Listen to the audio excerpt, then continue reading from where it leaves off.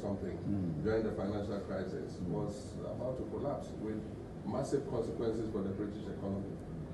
And so what did Britain do? They took equity in the bank, liquefied the bank, and the bank, returned to profitability in a short while and took the equity back, paid off the loans.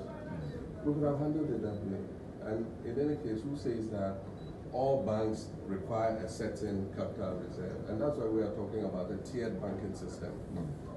Because banks exist for different purposes, they have different objectives, and they cater to different segments of the market.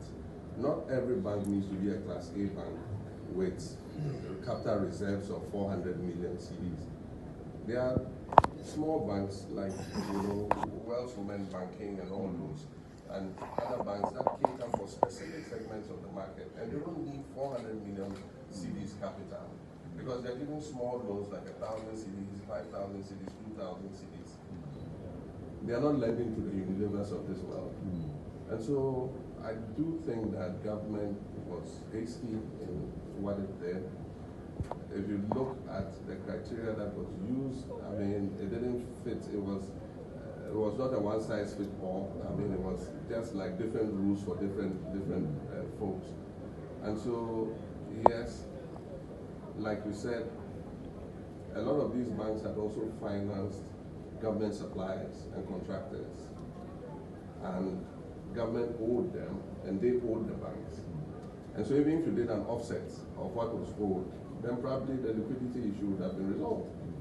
But government says, no, our contract with those people has nothing to do with you.